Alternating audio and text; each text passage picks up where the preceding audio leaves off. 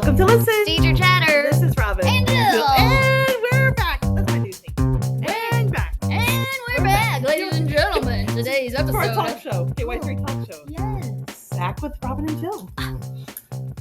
We like have it together. Yeah, listen. And oh my gosh. I remember when we used to ask Jimmy Fallon. Jimmy Fallon. And he never called. So I'm He thinking never KY3 called. might be the same way. But they're more local. Yeah. Teacher appreciation. Which you know what? Radio station gives like that Apple. Maybe that's who we need to be. The like Apple reward. Yeah. You know, there's so many pieces. I don't. It's so many options, but no calls. Yes. We are. Well, what can we do? What can we do? You know, keep living the life we're living. Yep. That's all we can do. All right. I'll let you start the high and low. All right. So my high and my low. I will go with my high and then I'll finish with my low. Just because I we'll just do that. So my high is we went to the amazing field trip of Wilson's Creek National Battlefield. Yes. This would only be the 16th time that I have done this field trip. You can practically work there now. I'm not going to lie. I was sitting there and during one of the convert talks, it took everything in me not to interrupt because you hear multiple presentations in those 16 years that you've done it. And some people are really dynamic and they bring the kids in and sometimes it's not as much. And I'm like, I wanted to add information to like help the speaker out, like keep these kids' attention with this information. You're like, I know what you can say. Yeah, I did, but I did not interrupt. Not very often. A couple times I said a couple things, but nothing pushy. Yes, it was just. You were just. I was co-teaching. You're a bonus. I was a bonus part of it, and so, but I loved it because, and I do love it. They do a great job out there. So if you're 5th grade and don't do the Wilson's Creek, and it's free. And it's free, and even if you don't want a field trip, it's free for families to go. Yeah, well, it just. So much good information, and the kids were absorbing it all. We had one of the guys that works out there. He's like, I know teachers don't get a lot of compliments about their classes, and he's like, your class was awesome. Oh, man. And I just soaked that in. And he's like, That's said, we are always glad when your school district comes because they always do such a great job. So nice. And so it was really nice. And I felt like the kids, when we got back, they were all like, that was actually a lot better than I thought. And so I think sometimes we forget kids need just experiences like that though. Like it's just in our backyard. I always feel like that's what a field trip should be. It's something like that that you don't get to go to very often. So that was my high. My low is I am the meanest teacher ever. Oh. You've declared that, or someone declared you? No. Somebody declared that of me, and to which we've been working on figurative language, and so You're glad they figured that out. That hyperbole, because in the comparison of all teachers in the world, and you're the meanest. That's impressive. It's like I just saw a thing when Elf. Movie Elf. Yes, I love Elf. He runs in and somebody had put world's best coffee and he was like, congratulations. I just would like a congratulations if somebody wants to print me off a certificate, world's meanest teacher. You know what? And I say it's my low, but it's just one of those laughable moments. Funny. And I mean, thank goodness I don't actually believe that statement. Because on the flip side, I did have a different student today tell me I was the world's best teacher. It all balanced out. So I'm like a neutral teacher. Like I'm not greatest. I'm not the worst. I feel like you're the greatest. I mean, I'm going to move you on up. At least maybe over the line of neutral to the positive side. So, I said it's my low. It's just one of those things. And I think we all need to remember that kids, and especially when they get in some different mindsets, they want to try to hurt you. Yes. And realize that's all that's going on. My kids are 10, 11 years old. You know, the idea of sticks and stones may break my bones.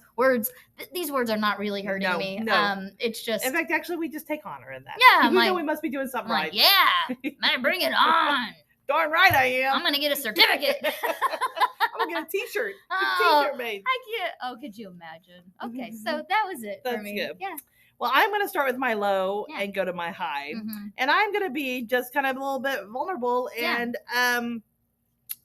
it is 2 months since we've been in school. Yeah. And my job is hard. And I say this a lot. but I went home and cried last night. Oh. And I told my husband, I said, I think that's hard. And I think that's what people don't, if you're a parent. Yeah. And, or if you're outside of the system, school system, or you or another teacher or whatever, I think we sometimes forget things are hard for people a lot. Yeah. And I had a behavior yesterday that was just really hard and it was really rough on me. And then my heart broke because on top of being upset for myself, the way things were, how I was having to handle things. But then you look at these kids and they're so young and they're hurt and they're pain, that I just think it's a good reminder that I actually am pretty thick skinned. And honestly, things roll off me. I was actually talking to Laura next door, because she kind of works with behavior too. Laura, my next door school neighbor. She teased me. She's like, I was listening to the podcast. I heard I wasn't your real neighbor. I was your school neighbor. So my neighbor next door. But I said, we both have that personality that you deal with behaviors, you tell about meanness, we can roll off like nothing. Right. But sometimes our job's hard, and it does break our heart sometimes. And so it was just a low this week when I think I cried 2 or 3 times. And honestly, I'm not that big a crier when it comes, like, I really can let things roll off. Yeah. But I think it's just a reminder for all of us that I want you to know you're not alone when you have bad days, and that it's okay to cry. It doesn't mean you don't love your job. It doesn't mean that you are upset at a situation or whatever. It's just that we really are human, and we're real people, and we can only carry so much that sometimes it's okay just to cry. You can't stay there. And that's what I said. I said, I put on my happy pants, and today was a new day, and I reset. But I think so many times we as teachers that we have to think we have to keep going, and we have to act like everything's fine. In fact, I was telling one of our librarian today, I said, I don't know if you know that Christian song that says, I'm fine, everything's fine, but I'm not. And I was like, sometimes I feel like that's fine. I'm like, I'm fine, everything's fine. But it's okay not to be okay. And it's okay for you to say, listen, I'm actually having a bad day today. I'm hit the bottom. It's okay. We're not supposed to be Superwoman or Superman.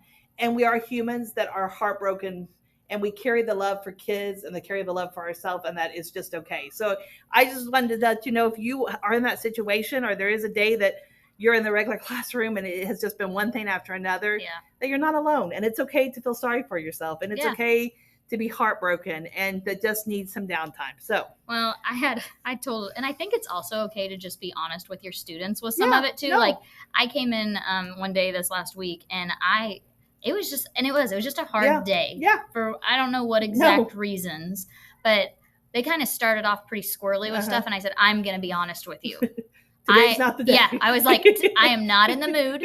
We are not going to act this way. And you do not want the teacher that I'm about to become if you continue. Yes. And they all looked at me and they were like, okay. Yeah. And I had a kid this week tell me, like, Mrs. Weedle, like, you're not like a crazy strict teacher, but you don't let us get away with stuff. You're like, you have expectations. And I'm like, coming from a 5th grader's mouth. And I'm like, you're right. Well done.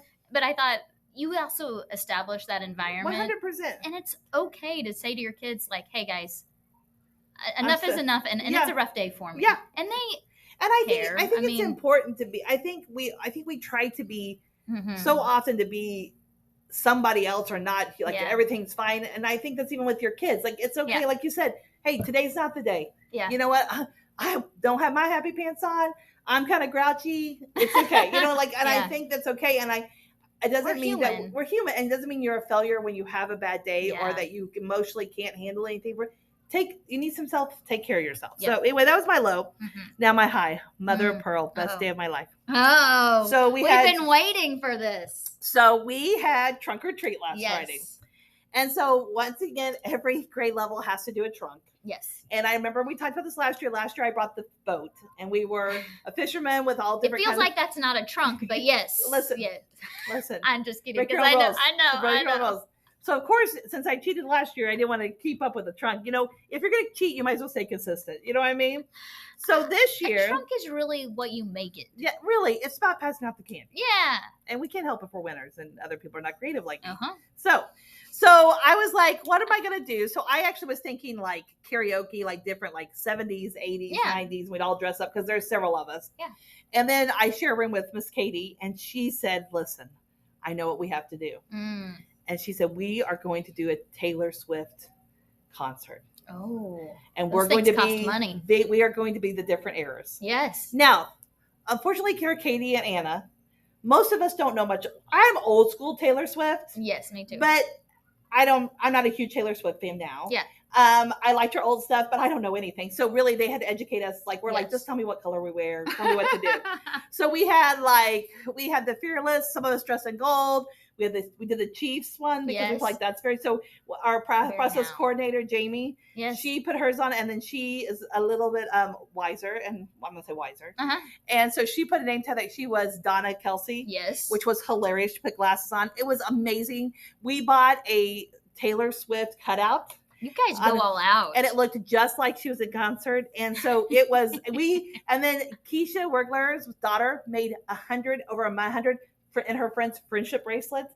I think Lexi McNew, who's a listener, her daughter did that too. Yeah. We passed out friendship bracelets if you gave us a ticket for your vote. So we might have been bribing. Yeah. Like, I'm not ashamed to say that's what we were doing.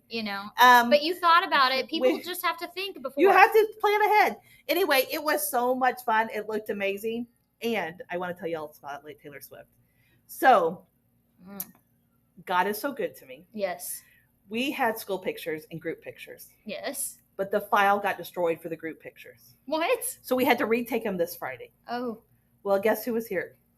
Taylor Swift. Oh my So I thought, I'm going to I used a lot of self-control. Okay. Oh, okay.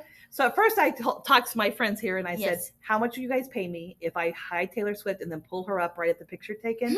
So she's in the school picture at the last minute. But I was a very caring person because it's Dr. Wallace's first year. That doesn't matter. And you know what? He's a funny guy, but I want to respect him. This year, I want to show him I want him to ease in. You know what I mean? I want him to think that I'm a very kind, thoughtful, self-control person. You don't take things too far? No, not too far yet. I want to give him a year. Okay. So I told myself I wasn't going to do it. Well, then I got here. I just could not control myself. I was going to say. So what we did is we got there early. And we just set Taylor Swift between me and Nicole Amsteds. And we stood on the risers just waiting for people to come in. Yeah. And it was really funny because some people would come in, they're like, oh my gosh, like they would notice and some did not notice. So we're all in there. Well, then Dr. Wallace and Miss Richard came. Well, Miss Richard thought it was hilarious. She thought it was so funny. So all of a sudden, Wallace looked up and said, no. He said, are you trying to Friday the 13th me? And I was like, so it was Friday the 13th. Yes. And I was like, what? I don't know what you're talking about. So then it was even funnier. So he goes. He acts like he's going to his place. He walks around to the back throws Taylor Swift off the risers onto the ground, like he's throwing her out. And we're like, don't throw Taylor. That costs a lot of money. And then we laughed so hard, but then you know what? They said we could do a funny one. And he went, and I think he was jealous. He put Taylor Swift right next to him. Oh, that's and he what is it in the was. School picture with Taylor. Wow. So anyway, we've had a great time with her. I had to post some pictures of her. I have to figure out when I need Taylor. Listen, well, right now she's laying on her side resting. So you need her. She's very tired. She's had a busy week. My gosh. So anyway, it was so much fun. We had such a great time. And it really, it's a contest. We haven't heard if we won, but we feel pretty sure we won. Yeah. And you know what? If we think we're winners, does it really matter how it worked out? Just go with it. A little bit. Kind of worries. I mean, it kind of makes a difference. But you had a great time. I had a great time. It was the best time. So anyway, that was my hype. Great time for reminders. We're on Facebook. We are on Instagram, a little bit of TikTok. And if you want to see what we look like, which, by the way, Robin is super adorable today, and I had a field trip. So, so if you want to see what we look like. You don't wear a leopard dress when you go on a field trip? That would be funny. I kind of want to now, but really not. Not really. Yeah. So if you want to see that, you can see us on YouTube. And we're at I think 200,000 subscribers. Wow. So overnight. Wow. That's a lie. Oh, I was like, I just looked at that last week. I was like, are you kidding me? I was like, what did we do to become so famous? Okay. I was like, I thought it was like 43. I was like, shut up. Oh my gosh. My students found my personal YouTube because, well, I say personal, kind of. It's my school one that I do all the chick stuff with. Oh, yeah. My hatching chicks and all that. Not chick stuff. I'm hearing personal YouTube and chicks. I'm like, a lady got in trouble in St. Louis for that. So I think, the thing. But they found it, and it has all these quarantine videos. Like, I used to send out videos for my kids completing work. So it's like me in a morph suit running through neighborhoods or rapping, and they think it's the greatest thing. Well, I would think it's the greatest ever. thing too. And they want to let me know that they've subscribed to my channel. And I'm like, guys, like, it's not even. Nothing else is coming. No, I'm like, it's going to not be anything exciting. Mm-hmm. One of them did find, I have an old one that has like race singing, Trouble from Taylor Swift. I put it on Facebook. It's hilarious. Recently? He was like 3 years old, and I put it up, and it's like him screaming. It's funny, but they reminded me I had that. I'm actually sad that Race missed out on the trunk or treat thing, because he would have loved to have his picture with Taylor. I mean, yeah, probably. Oh man! All right, Rob. So we know that this week a lot of people are starting to go into parent-teacher conference week. So we found do's and don'ts. Oh, but we thought we'd do a little spin on our own spin on of the do's and don'ts. Yeah, okay? Because here's the thing: some of you, it's your first time. Yes. With parent-teacher conferences, and I bet you have a lot of feelings. You have. Mostly nervousness. Yes. I think you're probably in the yellow zone. You are in the yellow zone. Probably depends on which conference you're starting out with. Just like once you get in the mode. Yeah, I think you have to get in the mode. And then it's so smooth. Honestly, I will tell you, in my 24 years of teaching, 26 years of teaching. We never know. 26 years? Yeah. You're 10 years ahead of me? That could be a lie. I remember I lied sometimes. I only have I don't feel like you had maybe 25. This may be 25. Golly, you are so close. I only got like 5 years left. Wow. I know. That's bizarre. Okay, I'm sorry. I'm distracted. Things like that I'm blow my mind. You're just so young. I'm so young. How are you about to retire? You're like 30.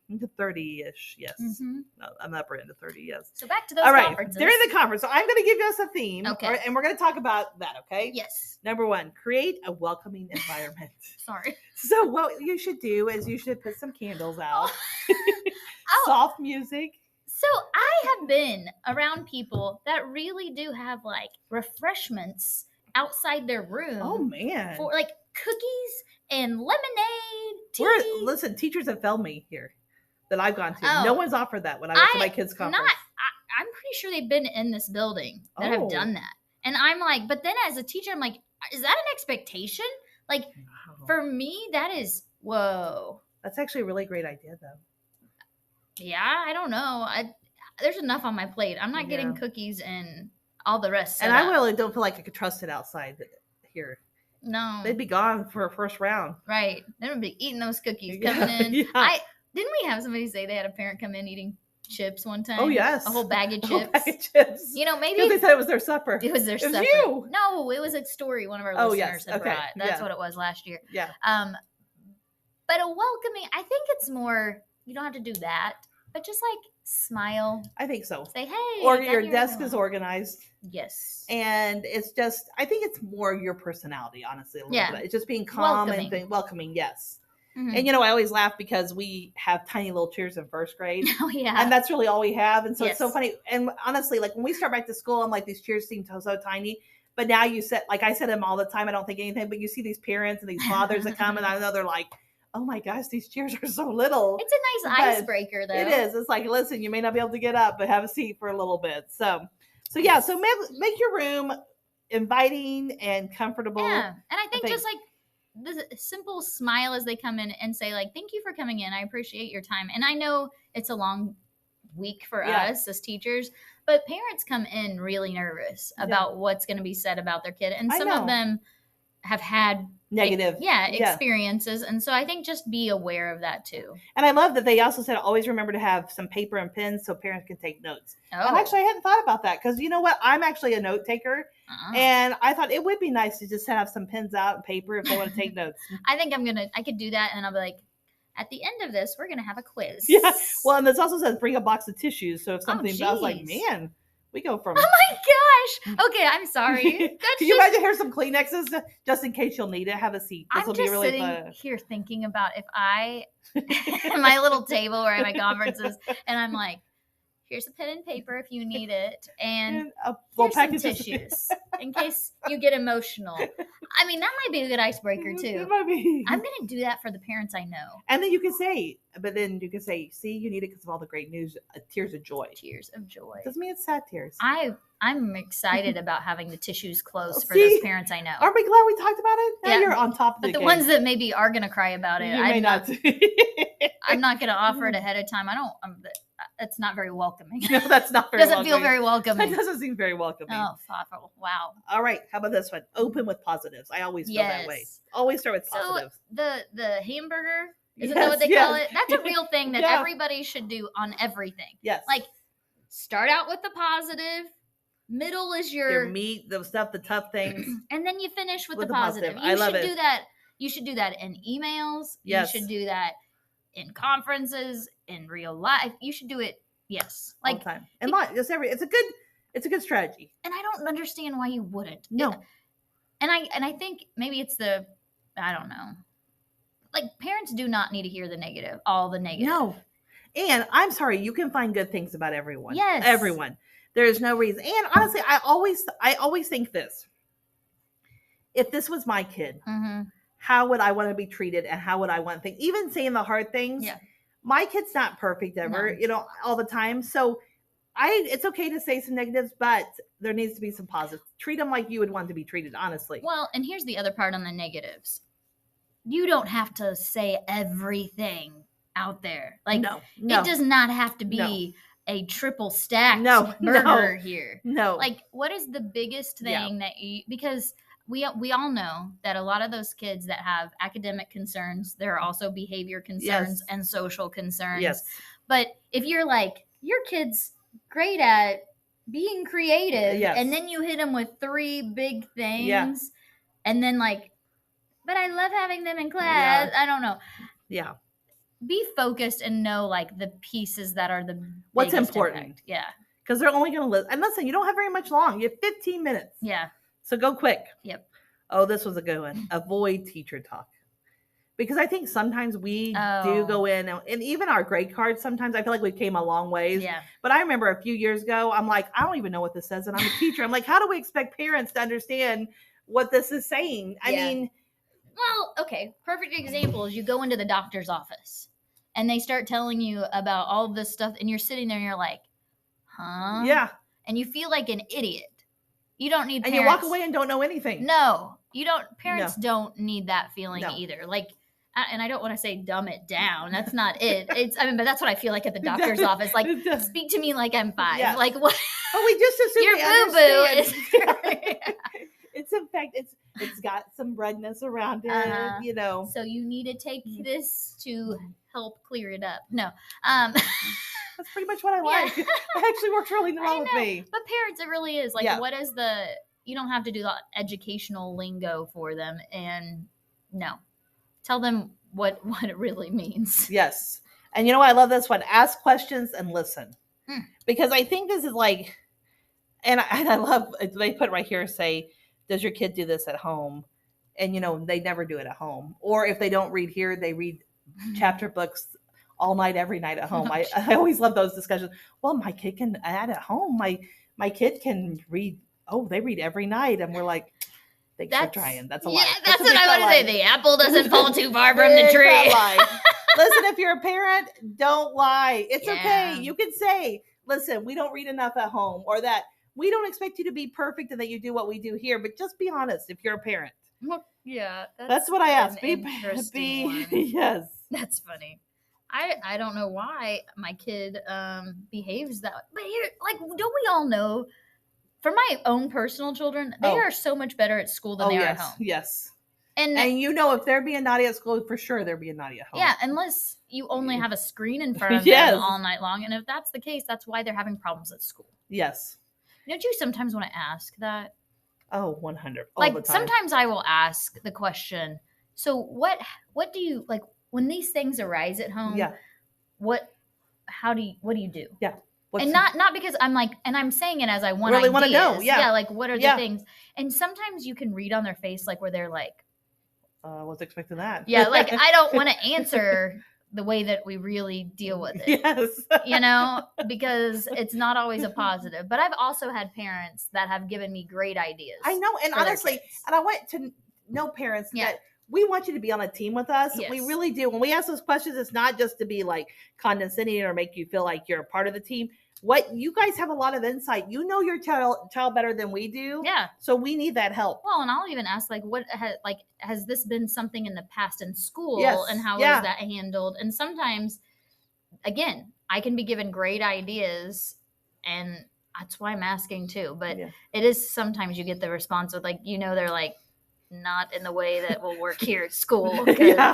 Or the wooden spoon. I know. Well, sometimes whenever I've had parents tell me that their kids should be rewarded for, in the past, if they did their work, there was, they got time for free Chromebook usage and stuff. And I'm like, so because your kid finally did what was expected of them, they were rewarded with, they could do anything. Wow. I mean, that's impressive. That is. I want to be in that class. And then you're like, is that really what happened? Or and I love that because I love either you hear, we never saw that last year. And I'm like, I actually just talked to your teacher.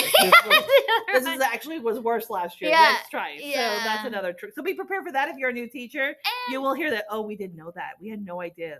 This is the first time we've heard that. And it isn't the first time. It's okay if parents aren't completely honest with some of those things. It's not, I say it's okay. I'm saying don't take it personally. Okay, yeah.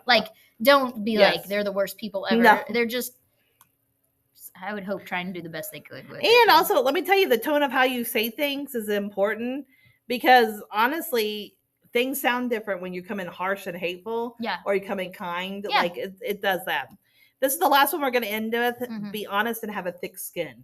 Mm-hmm. So I think this is important because I think so many times when you ask parents questions or you want to know, I think it's so easy to get defensive really quick, but you have to have thick skin because they're protecting their child. They're wanting, and especially if you've been a little bit negative on things or you've talked about things that are your kids not good, they're going to come back and be a little bit more, and you have to let things roll off of you and realize that that's their child. They're emotional and you have to let things roll off you, but just be kind and listen to what they say. Yeah. And also another thing is for new teachers, be honest though, because I think it's so hard for people to say, hey, your kid's not reading a level or really struggling. Yeah.